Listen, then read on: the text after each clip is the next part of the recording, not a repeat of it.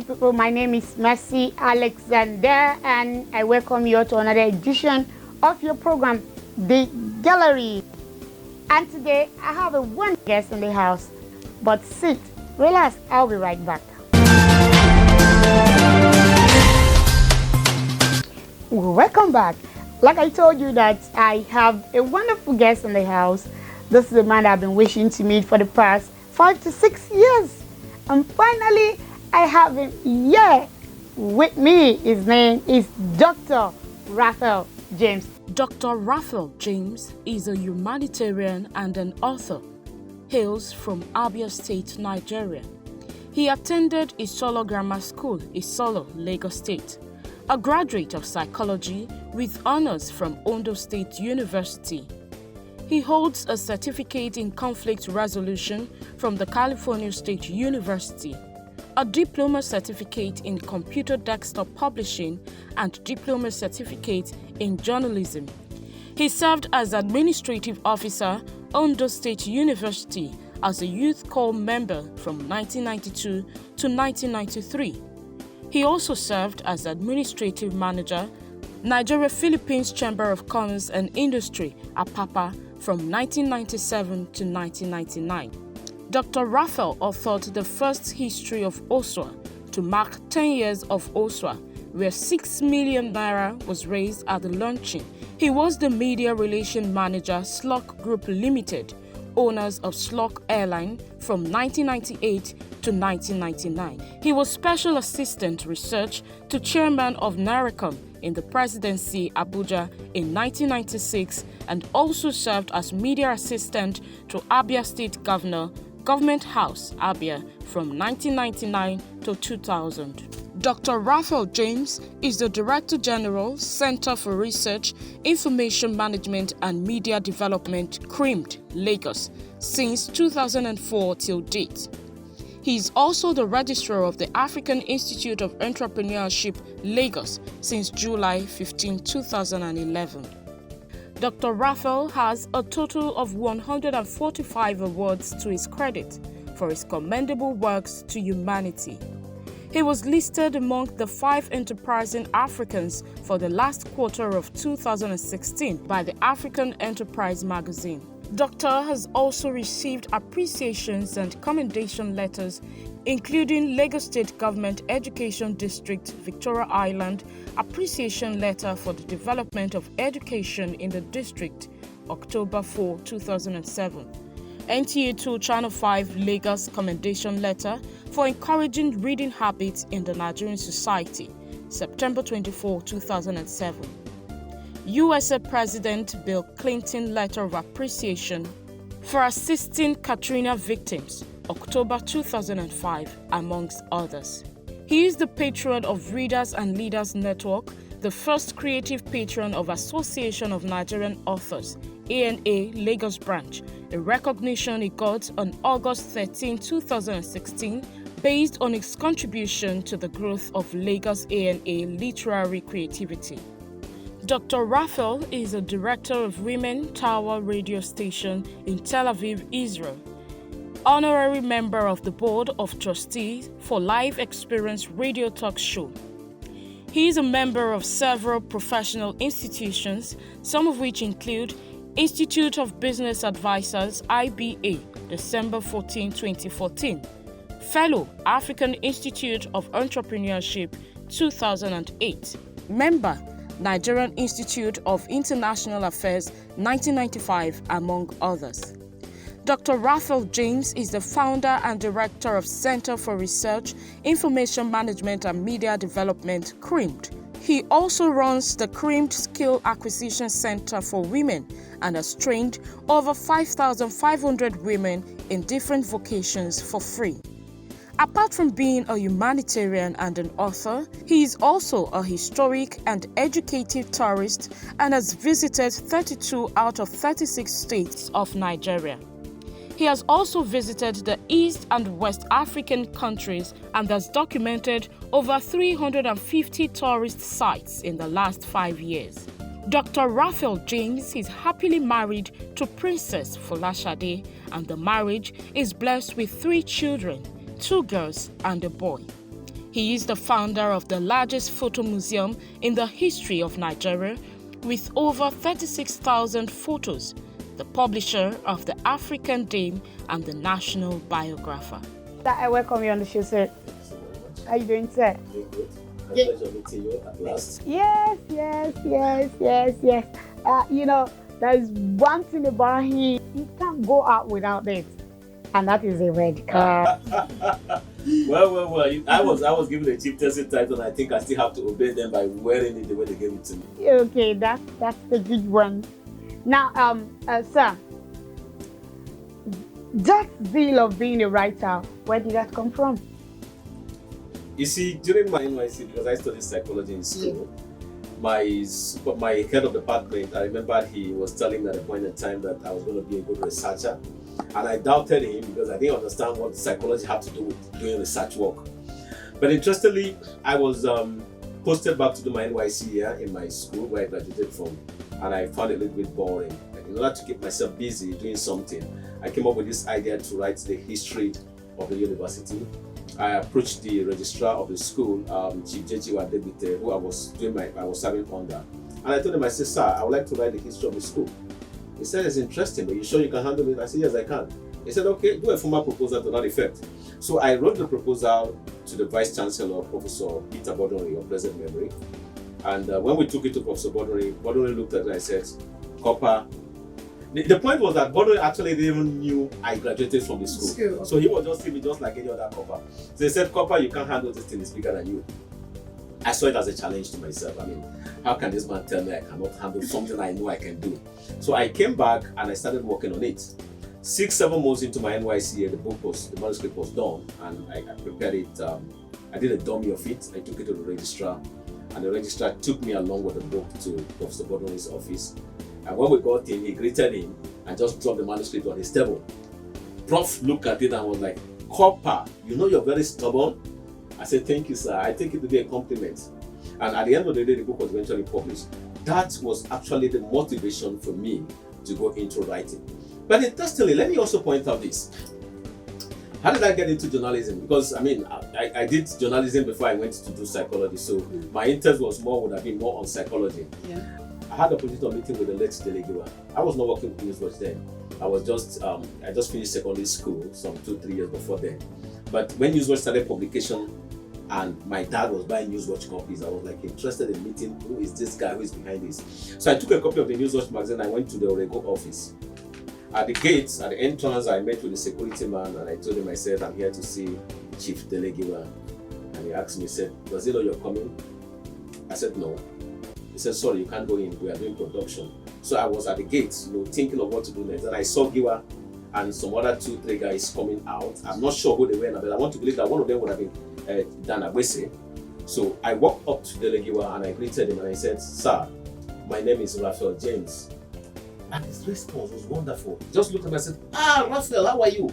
As if he knew me from somewhere. Yeah. So the moment he said that, I said, sir, you don't know me. He said, really? So who are you? So I said, I'm Raphael James. I'm one of your fans. I read your columns, Parallax Snaps in Newswatch, and I wanted to get to meet you. He said, oh, that's nice. So what did you read? And I was hearing that slang, what did you read for the first time? So when he said, what did you read now? I was like, what did I read? I said, I read Newswatch. So everybody busted out laughing except him. He did not laugh. So he now said, what did you study in the university? I said, I just finished school, secondary school. Ooh. And he said to me, go and study journalism or mass communication. The day you graduate, come back to Newswatch. Remind me of today, this incident of today, and I'll give you automatic employment. Wow. Yeah. So he autographed a copy of Newswatch magazine for me, and I left. I think about 7-8 months after meeting him, he died in what we were told was a later bomb.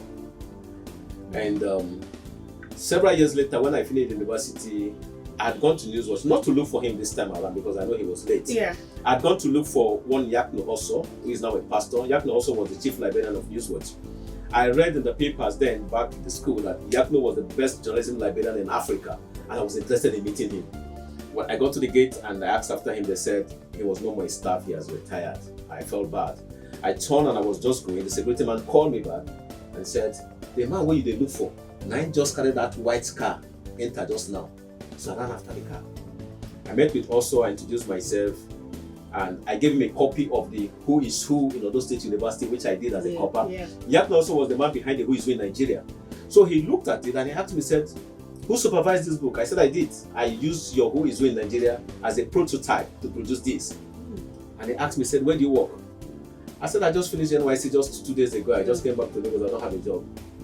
And he said, would you like to work for Newswatch? I said, yes, sir. He said, you are hired.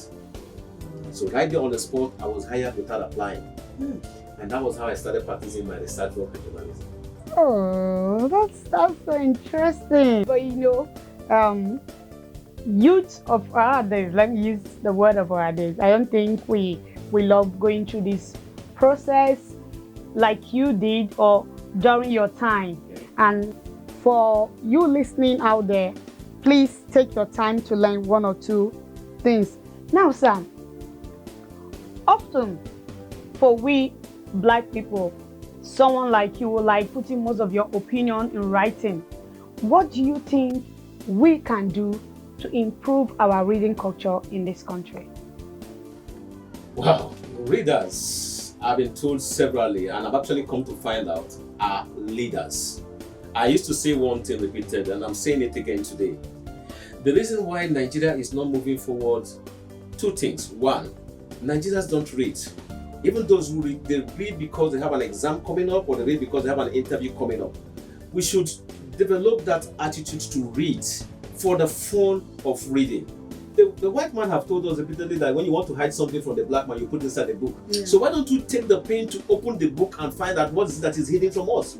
There's no particular idea you can implement anywhere in the world today that is not written in a book. Somebody have done it somewhere. Yeah. But because Nigerians don't read, you see that most time, if somebody starts selling pure water now, everybody will start selling pure water. Pick up a book, read. You will see another idea that somebody is not doing in your country that you can do. Government should, both government and individual, and not just government, should make efforts to establish more libraries. I believe that, based on the fact that I've been running my library for 16 years, I can say it in good authority that if we have more libraries, people will read. People don't read because there are no libraries, there are no books. Books are expensive. We have churches. If you enter most streets you enter now in Lagos, you see like 4 or 5 churches in the street. Why don't we have at least one library in a community? Just one library in a community. And you see that people will go there to go and read. Let us create access to books. When people have books, people will read. Oh, you think so? Yeah, I believe so. From experience. Okay. I think I will. You want to take me on that? Yeah. Yes, I think. Let me say I have an idea of where you're going to, because most of the youth now are thinking of money. But I keep saying one thing, that all the money they are looking for are buried inside books. That's the truth. I've been running my library for 16 years. I've been surviving. How do I survive? Because there are money buried inside books. For each time I open the books, I see money inside it. But that's a fact. That means I have to be driving around here maybe every week. Maybe I will see some dollars and pounds and euros. Now, Usa, tell us more about this CREMM skill. How many vocation centers do you have running, and what are the criteria to be a beneficiary? Okay, the CREMM Skill Acquisition Center. What happened was that I think some 4 years ago, I had an incident that happened in this office. I was seated here and a woman walked in from nowhere. She said to me that she needed help, and I asked her what kind of help. She said, I never eat and my children never eat. And I said, madam, I don't run a canteen here. Well, I was a little bit hard on her, I knew that. But that was the only thing I could do. So what she now did was she was very close to the door. She moved to the center where I'm seated now. She backed me and she raised her gown up. And she had nothing underneath. And she was like, sir, this is what I will give you if you can help me. So I got frightened, and I ran out of my office. So she came out and she walked away. The next day she came back again, but this time she stayed outside and said, Oga, please come outside. So I went to meet her outside. And she started telling me that she was a widow, the husband was late, and since the husband died, that almost all her husband's friends have slept with her because she needed help to feed her children. The husband left her with 5 kids. And I told her, I said, madam, you need to go and learn this skill. Go and learn something you can do. And she said, sir, where's the money to learn anything? It was after she left. Well, I gave her the little I could afford because I didn't really have much to give. Because I also told her that even if I gave her ₦1 million, it was not going to solve her problem. So after she left, I consulted with my wife and I said, to my wife, what can we do to stop things like this? Because I know there are several other women outside there who are going through similar challenges. And this idea of setting up a center where we can train women free came up. Interestingly, we're already working towards my wife setting up a sewing institute. I said, for now, let's leave the sewing institute. Let's start training these women first so that they can have something to do. And that was how we started a creamed acquisition center for women. We train free. I don't charge any woman, nothing, no money attached. And so far, we have trained over 5,000 women. We have about 10 different skills we run. We have dressmaking, we have catering, we have Ankara classes, we have bead making, we have music. The music class is the only place that we have, is a unisex class. We have male and female. Besides that, others are just female. And that's how we've been running it now for 3 years, I think 3 years running. Yeah, and we've trained over 5,000 women.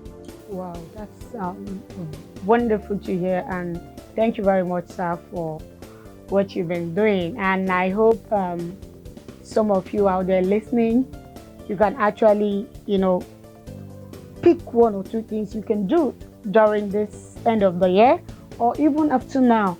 Because seriously, like you said, we need to empower not just the women, but also the men in several ways. Because when you are independent, you know how to survive in this country. Now, sir, as a tourist who have traveled wide, local and international, what area do you think Nigerians should explore when it comes to tourism? I've had the opportunity of visiting 23 states or so. In Nigeria? In Nigeria, yeah. About 252 tourist sites across the country, just in Nigeria. And I will tell you in good authority that Nigeria is a blessed country. We have enough tourist potential to be the leader in tourism in the world, but we're not making effective use of it. And it's very painful. If I'm going to compare what I saw when I did a tour of, I was in Kenya for 10 days for tourism. If I compare what I saw in Kenya with what I've seen in Nigeria, I'll tell you that Nigeria is missing millions of naira from tourism. Let me give an example. In the whole world, there are 2 hanging lakes in the whole world. There's one in Colorado in USA, there's one in Isen in Nigeria. On the internet, they'll tell you that the one in Colorado receives as much as 1 million visitors a day. Let's assume those visitors pay just $1, just $1 to go in there.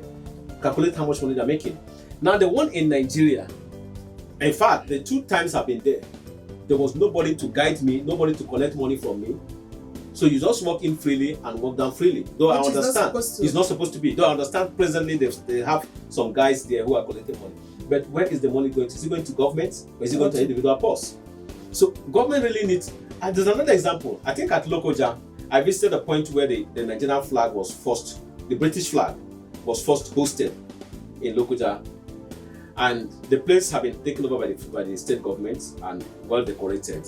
I got in there, I took photographs, and I walked out. I was about entering my car when a lady ran after me and said, "Oga, you just took photographs, come and pay." And you know what I asked her? I said, "Why did you leave your duty post in the first instance?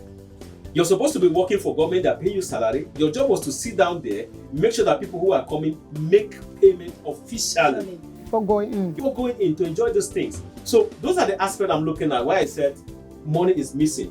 Then the bad network of roads, the poor roads and the poor network of roads too is killing tourism in Nigeria. The roads have to be done.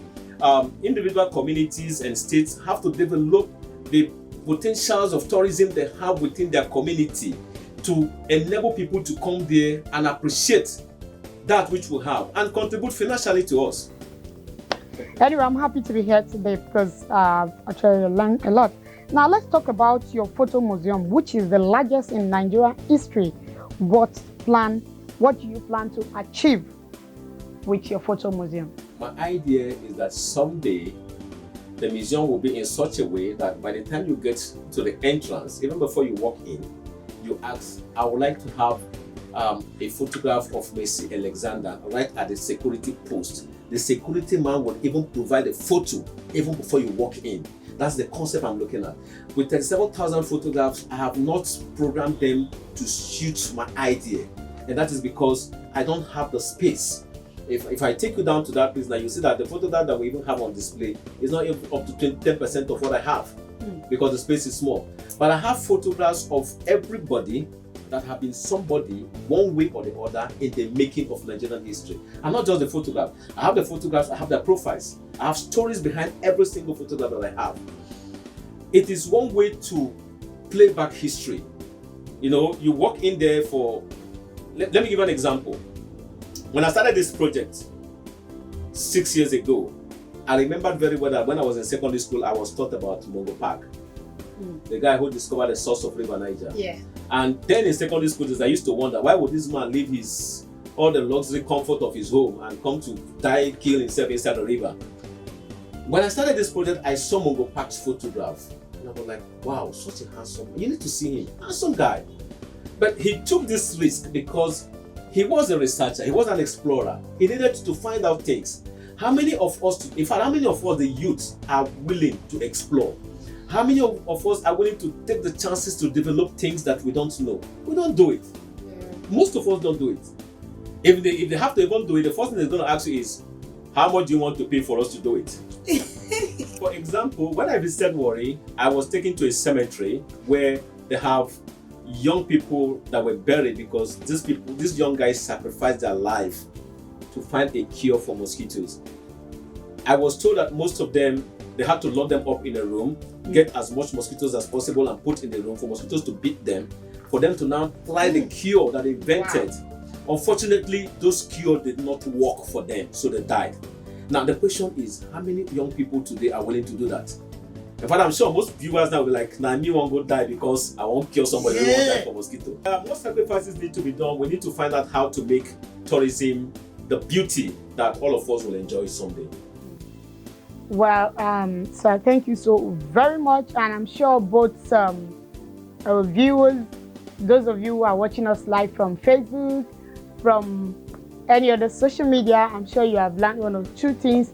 For you to get to a certain place in life or anywhere, you have to sacrifice a lot. You have to be patient. Money is, yes, is important, but money is secondary when it comes to what you have passion for. Nothing good comes easy. Now, sir, I know you go out a lot, but going out and relaxation are two different things. So how do you relax with your family? With my family, let me start by saying how do I relax even before I had a family. As a young man growing up, I had what I would describe as very unique hobbies. I'm a stamp collector. I collect stamps as a hobby. I collect marbles as a hobby. I collect stones. If you look over there, you can see my. Yeah, I actually saw some stones. In fact, I'm more of a collector. I collect so many things. When I started collecting stamps, 1974, most of my peers didn't understand what I was doing. Even me, I didn't know. I just knew that I saw somebody, I read about somebody collecting stamps, started collecting stamps. But as I talk to you today, my stamps are worth over 20 million naira. So because of that, I had to move my stamp out of my house and put it in the bank for safety keep. You know, those days when we were young growing up, we used to throw marbles. You know, you dig a hole, you throw marbles, it will roll. Yeah. My mates would go and buy new one. I had this set of old ones I use in throwing. If you win any of those old ones, that's your luck. But the new ones, once I win your new one, I can put it in my case. I was collecting, and today I have close to maybe 1,000 marbles. Recently, I went on Google to go and find out if they have values. I was like, wow, you mean it? This thing I started as a joke. So then I got married at home. How do I relax? I play with my kids. I'm very close to my children. That I've seen. Yeah, I am very, very close to my children. I'm very close to my wife. I married a wonderful woman. For 20 years of our marriage now, we've never quarreled for one day. We do have our misunderstanding. Yeah. But what we decided to do was, you know, initially it was a Cold War. You know what a Cold War was? Yeah, right? Mm-hmm. Now, I think the first major Cold War we had lasted for 6 days. And for that 6 days, I was not myself. I was like, can I have this woman in the house with me for 6 days? I will not talk to her. So I had to call her. I said, okay, let's resolve this thing. I am sorry. I offend you, you offend me. I am sorry. Because for each time we talk, for each time we play, I feel happier. I feel much more relaxed than when I look at you and I cannot talk to you. So we had an agreement. before we go to bed, no matter what the challenge is, we must make up before we go to bed. Then with my kids, we have this format. Every morning, first thing in the morning, we take high five. Me and them, they all come give me high five. Have always been the style we use. She said that's how we relax. Oh. Okay, so sir, thank you so very much for being a part of today's show. I have learned a lot, and I'm sure our viewers out there too have learned a lot. Now, sir, tell us, what do you love dancing to? Like your kind of music? I love reggae music, and I dance a lot. In fact, I think a couple of times people show me that me dancing in my office. Oh, really? I haven't seen that. Oh, I do that. I do that. That means you blocked me, so I wouldn't see it. I dance a whole lot. I listen to reggae. In fact, at the point I wanted to produce my own music. Okay. You know, it's a long story. I did my demo, I think 1983, but I love music. I dance to reggae. So, which one? Do you have any? Oh God, can I still sing One Love, One Heart? Let's get together and feel alright. Ooh. And that the music, don't forget everything. Ebube Jehovah Marama Mbanile Nasi. I have my own version. Just listen to my own version. Oh, really? Yes. Buhari Nasi Ebube Fashola Nasi Ebube Shore Nasi Ebube Elazanda Nasi Ebube Chuku Mbanile Nasi Ebube Ebube Jehovah Marama Mbanile Nasi Ebube Jehovah Marama. Wow. This is so sweet. You know, the first Time in the gallery show, we have a Christian music, and it was one the Friday morning. I love this too. Before we call it today, I want you to, talk to our youth, our leaders, how they like word of encouragement and advise them. Okay, it's actually quite a big pleasure to have you around. I must say that. I look forward to this for a long time. So yeah, finally 5-6 years. For the young ones out there, the world will be a better place if you make your life a better one. Nobody is going to live your life for you. And that is one thing I've come to discover. The population of Nigeria is increasing daily. And it's high time we have to look for what to do, something positive. We cannot all wait for government. This is not the time for us to wait for government. Look for a skill. Look for something you can do. Hold on tight to it. Work towards it. And you will make a positive difference in life. Please, Nigerians, let us learn our history. If you don't know your history, you're not going anywhere. It will help us a lot. Thank you very much, and I am glad to be on the gallery.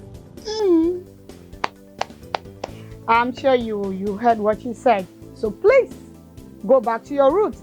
Learn your history is extremely important, and money is important, like you said, but it's secondary. Please be part of our program.